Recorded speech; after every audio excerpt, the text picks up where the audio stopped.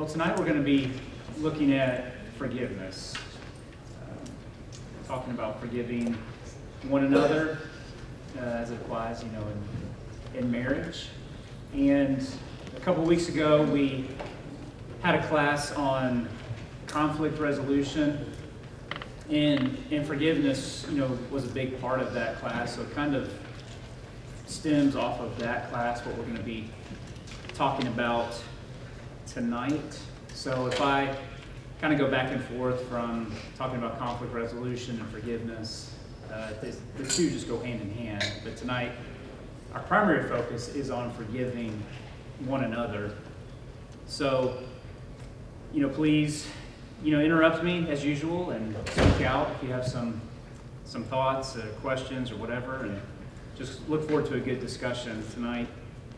And, basically, if you forget anything else that I say or anybody else says tonight, is, when we talk about forgiveness, the way I look at it is it really boils down to our hearts. And, the attitude and the heart of both parties.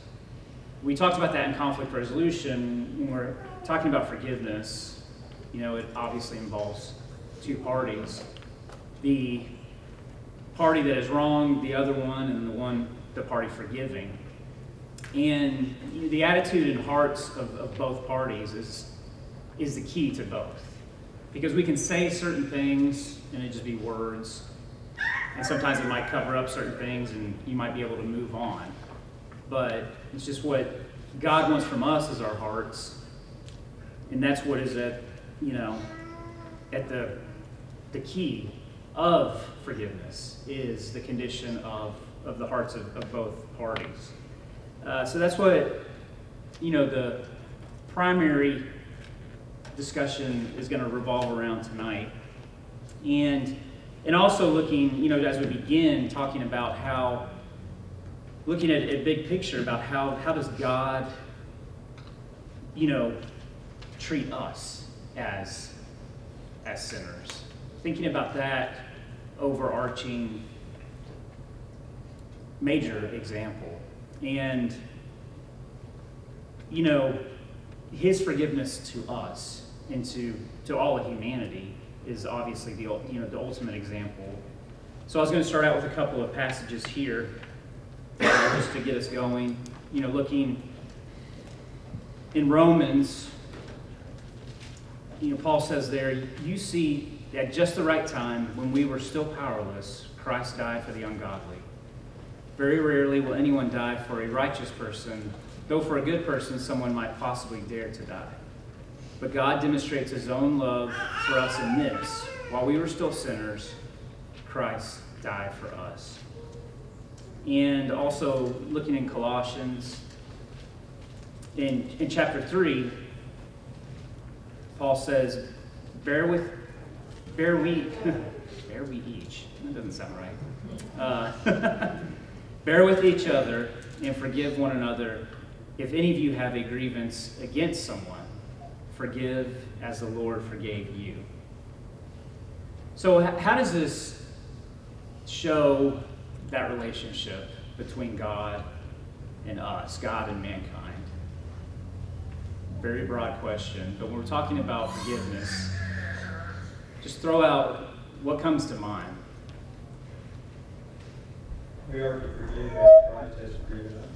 Yeah, very, very plain right there. How, I mentioned it's a two-person, two-party scenario, or, how does God treat us in that party as the forgiver? He forgave us before we asked for it. Yeah, he forgave us before we asked for it. Does he back away, or does he come straight, towards into us? Obviously, he comes longing for us, coming, straight into us.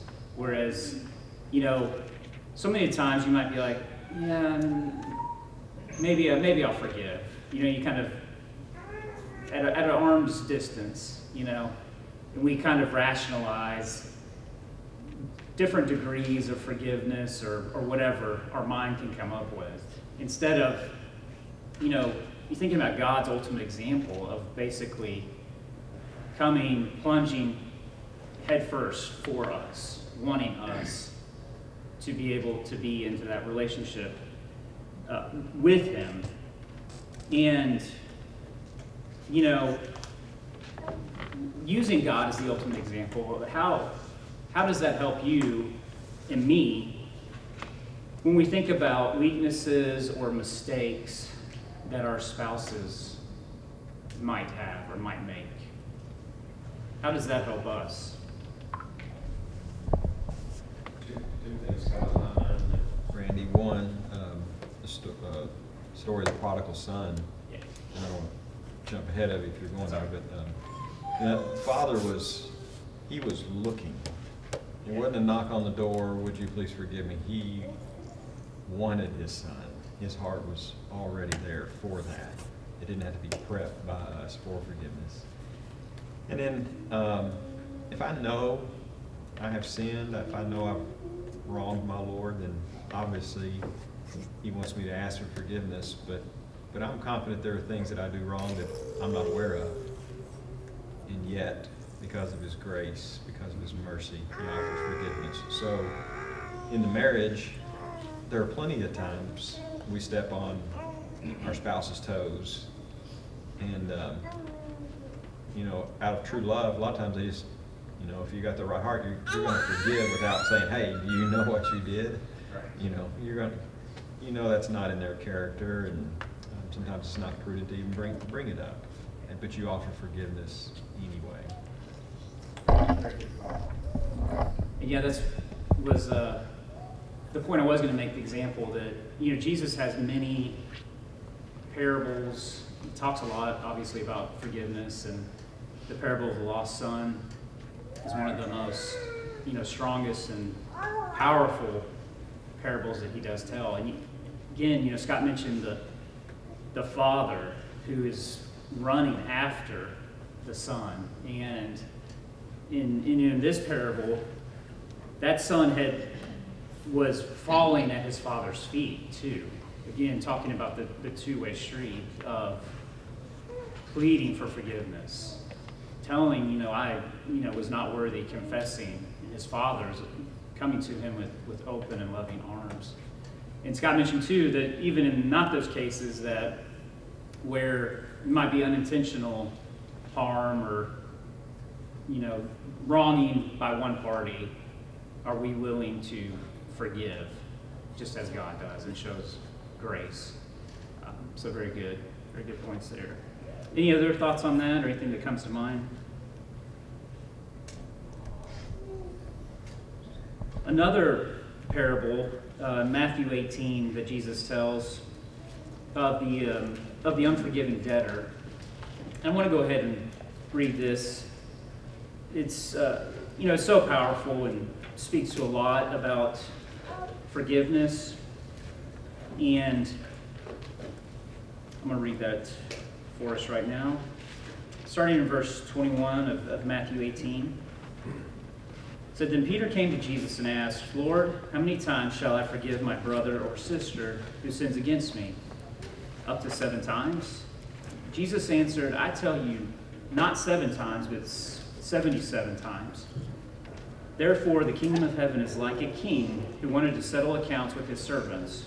As he began the settlement, a man who owed him 10,000 bags of gold was brought to him. Since he was not able to pay, the master ordered that he and his wife and his children and all that he had be sold to repay the debt. At this, the servant fell on his knees before him. 'Be patient with me,' he begged, 'and I will pay back everything.' The servant's master took pity on him, canceled the debt, and let him go. But when that servant went out, he found one of his fellow servants who owed him 100 silver coins. He grabbed him and began to choke him. 'Pay back what you owe me,' he demanded. His fellow servant fell to his knees and begged him, 'Be patient with me, and I will pay it back.' But he refused. Instead, he went off and had the man thrown into prison until he could pay the debt. When the other servants saw what had happened, they were outraged and went and told their master everything that had happened. Then the master called the servant in. "You wicked servant," he said, "I canceled all that debt of yours because you begged me to. Shouldn't you have had mercy on your fellow servant just as I had on you?" In anger, his master handed him over to the jailers to be tortured until he should pay back all he owed. This is how my heavenly Father will treat each of you unless you forgive your brother or sister from your heart. So, thinking about the parable of the lost son, the parable here of the unforgiving debtor, what lessons can we take from these marriages? I mean, we can take a lot of lessons, forgiveness as a whole, but trying to apply it to our marriages. What are some thoughts that come to mind?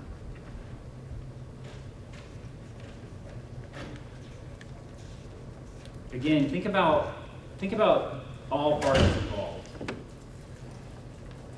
What comes to mind?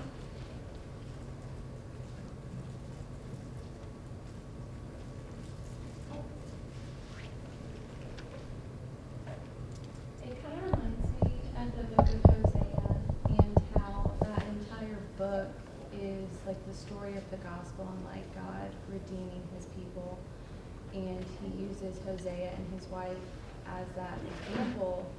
And no matter how many times she leaves, like he always takes her back, and like that is what the Lord is doing for us. And multiple times in this class, we talked about what are we doing to like redeem our spouse and to help them. And so I think with that plays in the role of forgiveness. Yeah. And someone already mentioned that, but like giving it before it's even asked for and being ready to give it with open hands, because that's what the Lord does for us. Yeah, very good. It's obvious that, what he concludes as he's telling this is that it has to be, from the heart. And it has to be modeling the forgiveness that we receive from our Heavenly Father. It's got so much packed in there. And if we are not, showing that forgiveness towards our spouse, if we tend to keep records, hold grudges, those type of toxic things in our marriages, we fall into this unforgiving debtor that Jesus is talking about. One who's been given so much, but then can't turn around and give the same. Any other thoughts on either one of these parables or anything that comes to mind when we talk about those? I think it's an interesting thought that others are aware of whether or not we did grant forgiveness. I would hate to discourage someone else in their walk and in their marriage because of how I behaved towards God. Somebody's always watching. Very true. Randy, Yeah. I think we base a lot of our forgiveness off who we think is deserving. And I remember watching a documentary of I think some guy murdered this guy's daughter, and in the courtroom, he got up there and he forgave him in front of everybody. And you think how bizarre that is. It's if that was my daughter, I don't know if I could do the same thing, but he forgave him because it doesn't matter about who's deserving or not. Because if that was how God was with us, we would be in a lot of trouble, and there'd be no hope at all. So I think in our relationships, we need to forgive from a place of love and not a place of who's deserving or what's deserving, because God did it out of love for us. And the more we realize how much we've been forgiven, you think about when Jesus is, dining at the Pharisees' house, and they're murmuring when the prostitute comes in and he's engaging with her, and she's wiping his feet with her tears, and you know, he makes that comment that those that have been forgiven a lot appreciate it more. And sometimes we feel like, well, you know, you might feel you're justified. You might walk around having that arrogance or that, you know, false arrogance and treating others with contempt because you hold yourself up high. But yes, thank you for that comment. I mentioned a couple talking about the opposite of forgiveness, or what other choices we make when we have forgiveness as our choice. Sometimes we tend to hold grudges, or you know, keep a record. What are some other things we can do that are, you know, the opposite of forgiving? I hate to dwell on the negative, but I think it's important to bring up what are unfortunately human tendencies when we're wronged or we're perceived to be wronged, that sometimes are automatic reactions to things can be really bad and really toxic. Yes, Paul? Well, the opposite of the 70 times 7 is some of us have a tendency to have a long memory about when we have been, we think, been done wrong, maybe even sometimes by mates. Mhm. So Yeah, long memories. too good a memory. Yeah, Being imprisoned by your thoughts, let it happen. yeah. That can definitely lead to you being imprisoned by your thoughts.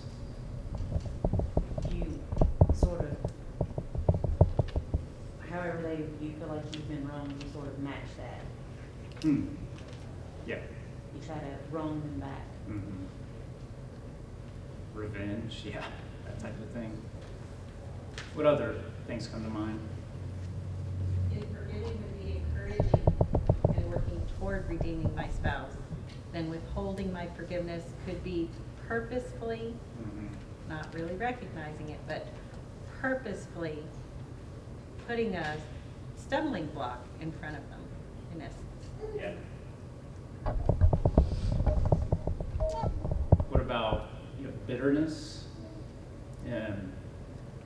Maybe even refusing to, you know, address the pain. You can just attempt to block it out, attempt that it's not there. And there's a lot of different things that we come up. We can, you know, try to deny it, those type of things.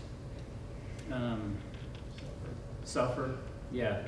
And it's the obvious, you know, detriment that it is to the marriage relationship. And what it also is doing to you, to yourself, mentally, physically.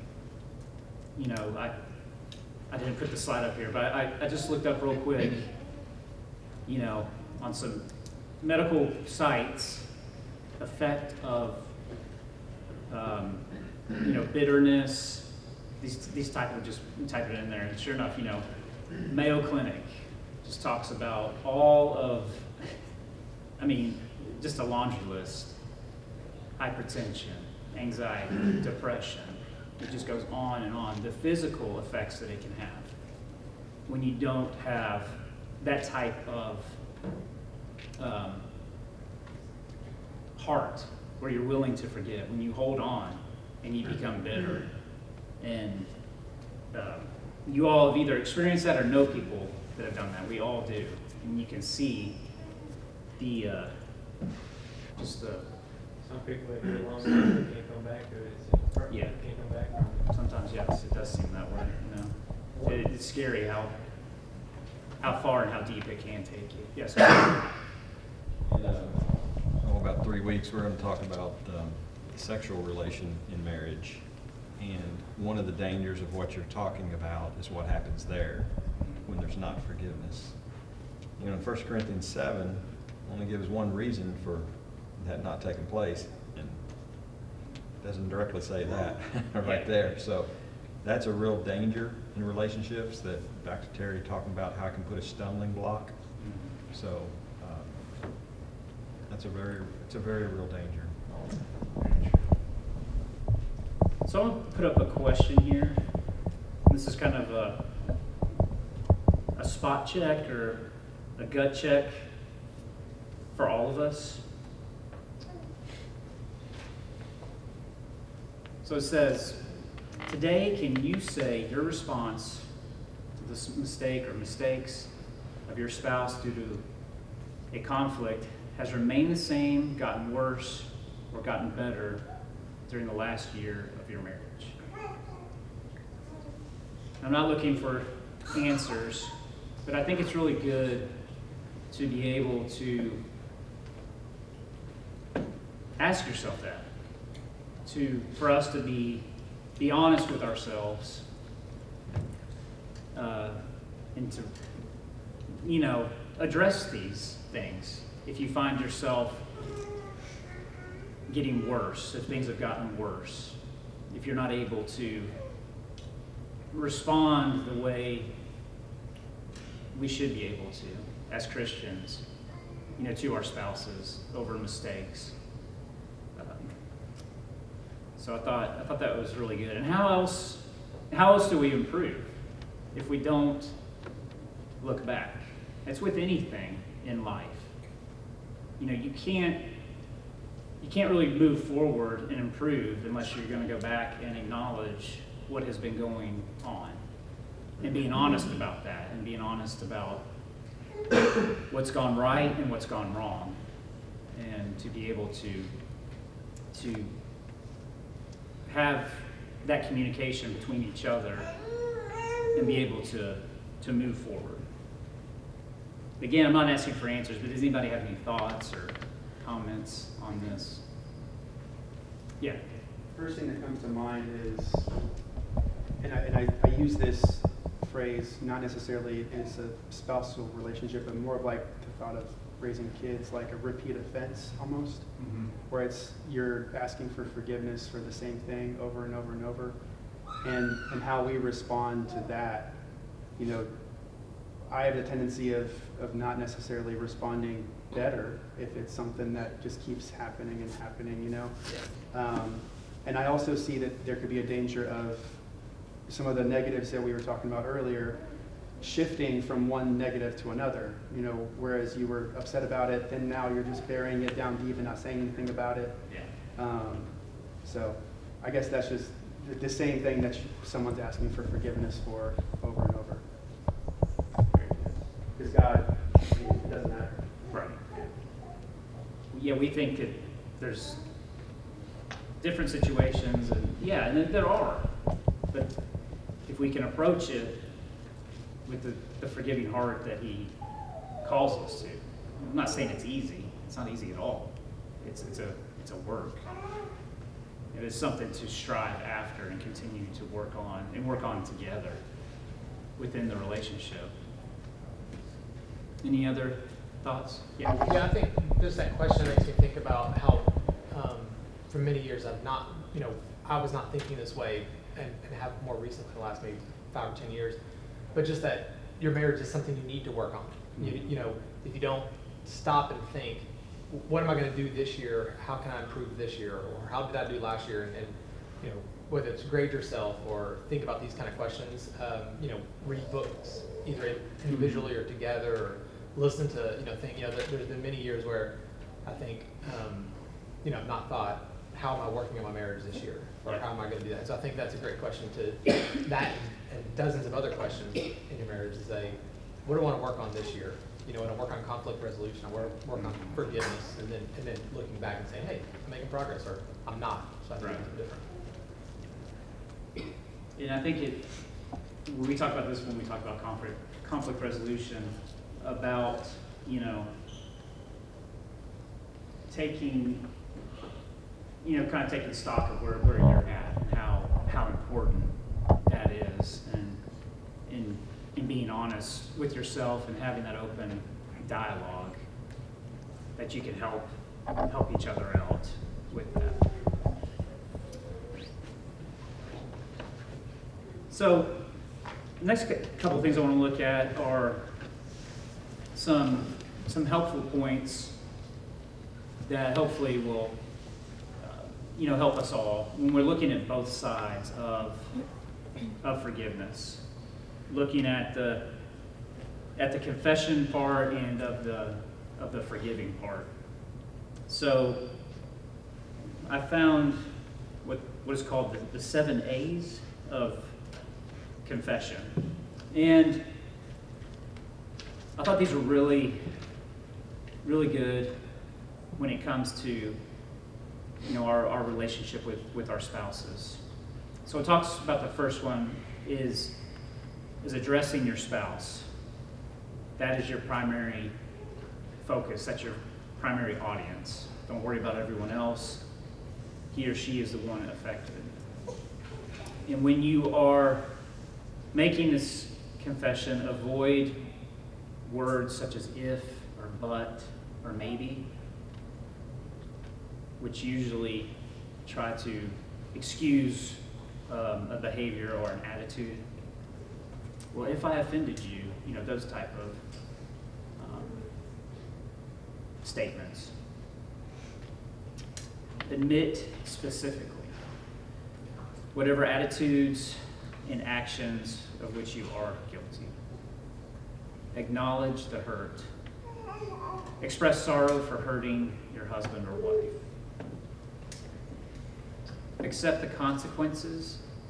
Say, I'm sorry, I was wrong. So definitely verbalizing those phrases. Alter your behavior. Make the change in your attitudes and action.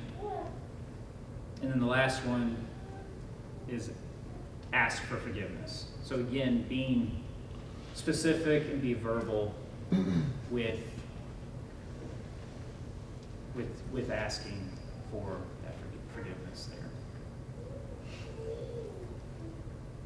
What do you all think about these? Or anything that you feel is left out, or any thoughts on these? I think even with avoid, it's avoiding absolutes. Yeah. Like always. You always, yeah. Just That is- pinpoint to the exact offense. Right, and it goes along with keeping records. You always do this. That can lead to some bad things. It just leads to sometimes more arguments instead of trying to resolve this specific issue. It's hard, but don't try to dig up the past. But yeah, very good. I like that. What else? I just really like that for me thinking, not about marriage, but my approach to God. Yeah. Following that same pattern right there. I can't say that's typically what I do. It's just like, all right, you know what it is, forgive me. Right. As opposed to every one of those things right there. That's a great point. He wants to hear specifics from us, even though we either out of shame don't want to do it or just out of laziness or whatever our motives might be. But yeah, it is a great roadmap to confessing to God. I think on both sides, looking at confessing versus forgiving. Mhm. I always used to hear, if God asks you on Judgment Day why you chose to go fishing versus going to services, we're from Alabama, that's a big deal. What would you tell God, And it's the same idea of, when you go to your spouse and you try to excuse something away, is your excuse really good enough? But this, but that, if this, if that, If your excuse wouldn't work to explain your way to God, then it wouldn't work to explain your way to your spouse. And then on the other side, if you were having to explain why you didn't forgive someone to God, that's got to be super heavy. If he was like, why couldn't you forgive? Well, this, well, that. In the large scheme, is that big enough to explain why you couldn't forgive to God? That's a very good point.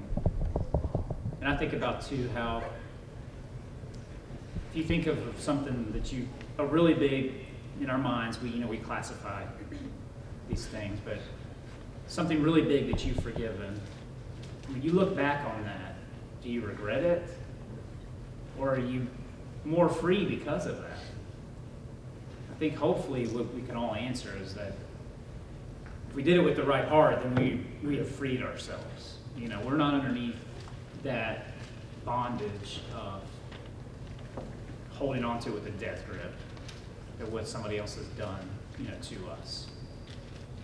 Very good. One thing I heard when I was young and always stuck with me was a failure to forgive is like drinking poison and expecting the other person to die. You know, the only person that gets sick in that scenario is you. And I'm guilty of that myself. You know, I can have something happen, I worry about it, or, you know, I'm upset with someone, but they're off on the weekend enjoying their life, not knowing that I'm the one that's upset. You know, so I'm the one that's drinking poison. I'm the one that's hurting myself. So forgiveness, I agree with you. It's peace of mind, peace of heart. It's a good thing. That's a great point. So true. All right, so looking at the other side, looking at the forgiving side, this is 4 promises of a forgiver. First one, I will not dwell on this incident. We've talked about this, you know, quite a bit tonight. I think it's really important. Number 2, I will not bring up this incident again and use it against you. I will not talk to others about this incident. These are all big. That's a very, very big one. Keeping it within the marriage. I will not let this incident stand between us or hinder our personal relationship. Any thoughts? Anything comes to mind real quick on these? I would suggest on number 3 that the other in there would be particularly true with saying to your mate's parents, the mates, you should be careful about sharing those things with, I started saying in-laws, it's really with your parents. Yeah. Yeah. And That's a good. that happens, Yeah. Especially for our younger, or to-bes in here. yeah. That's really good advice. Don't, as you told Cheryl, don't come running to me, right? Or turn in our house key. Turn in the house key. But yeah, that's very good advice. Anything else? Any other thoughts? Randy, I was thinking Yeah. that on your last slide, you know, we're called to forgive, and sometimes you're called to forgive. You don't get an apology. You still have to forgive, right? But to me, it's easy to forgive someone who's humble, who asks, I didn't mean to hurt you. I don't want to, you know, like just there's ways to apologize that makes it real easy to forgive, and to let it go and to move on. And it seems like the ones that are hard to forgive are when there's not remorse or, you know, in other situations. But because we take vows and because we are committed to that relationship, obviously forgiveness has to be at the very, very top of it. And just like that list you had, I mean, when we forgive, we can start over fresh. But that comes easy when there's remorse, when it's a two-way street, you know? Much easier, yes. So we're really, it's a much harder calling when we have not been confessed to, apologized to. But we're still called to do that. That's such a much harder thing. Very good. On your other slide, you know, go back to our relationship with God, again, that's exactly what God says to us. Yeah. And when you read those and think about God doing that to me, how good that makes me feel that that's the way He handles that. Mm-hmm. So when I'm in a position to offer forgiveness, my goal should be to make that person feel good about our relationship. Very true.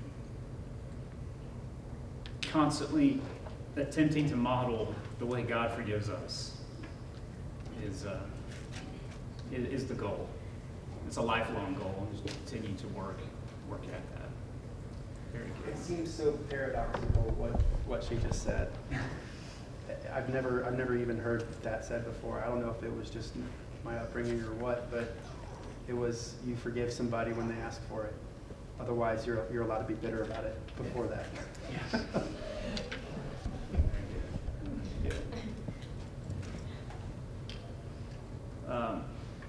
So moving on, this is a very, very deep slide here. But when we're talking about forgiveness, and again, this ties in with conflict resolution. Don't ever go to bed mad at each other. And that, it seems really simple, but it is just tremendous advice. And it, comes from passage of don't let the sun go down on your anger. But within our relationships on earth, the husband and wife, that's the most important. So don't ever go to bed mad at each other. I was going to read you an excerpt from a book here. This book's called God Then Us. If you all about to get married or you're newlyweds, it's a good book. It's a young married couple and their reflection on their first year in marriage. It's really interesting. They go through different scenarios, and this one is about forgiveness and about not going to bed mad. So I'm going to read this real quick. So the wife says, we've always followed the concept of not going to bed mad. So far, we've only had a few late nights. You can't hold a grudge in your marriage. You can't hold a grudge in your marriage. I'm talking to myself here. I can't stay mad at Adam for very long, but it's hard for me to immediately forgive.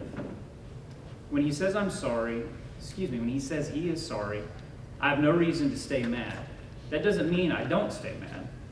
It just means I don't have a good reason to. I remember one night when we had a disagreement and I wasn't happy. Adam said he was sorry and later fell asleep.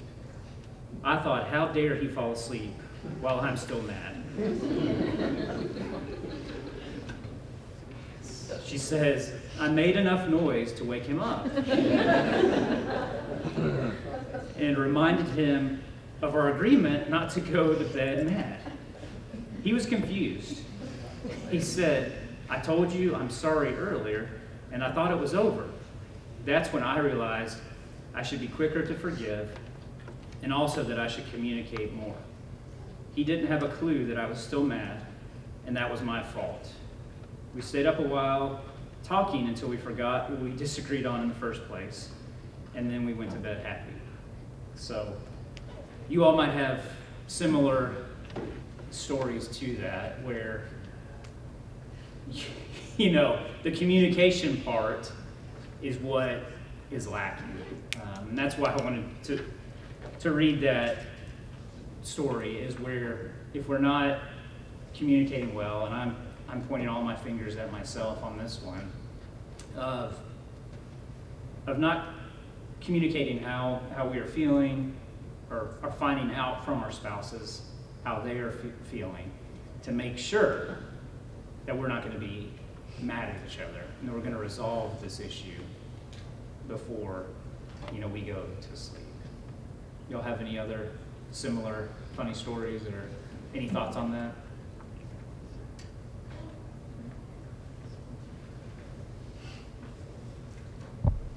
So again, communication is the key there, and definitely helps with conflict resolution, and not stewing over it in your own mind as you're attempting to go to sleep, and waking up. That cannot be a good feeling. Again, if we haven't hardened our hearts, waking up if you haven't resolved a conflict with your spouse, that's a dangerous place to be. I think even going to work mad, because at least when you're asleep, you're unconscious. It's true. At work, then if you get back to work by text, and sometimes those aren't translate it perfectly. Right. But then you just stew. Yeah. No, that's a good point. Don't go to work. Don't go to work, man. Don't go to work, man. Don't go to work, man. Don't get mad. I like that. Don't get mad. I like that. Resolution. Resolve. That is true. That is true. All right, we've just got a minute here. I just want to finish with this statement here. It says, forgiveness is a spiritual process that cannot be accomplished on your own. As you seek to forgive your spouse, continually ask God for grace to enable you to imitate his wonderful forgiveness to you. And Scott touched on that, and others have tonight.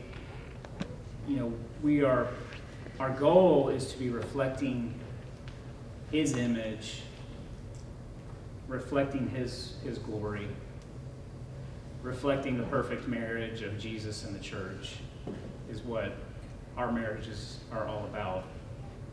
And we need to be praying for God to give us the same, for us to be able to give the same grace to our spouses as he gives to us.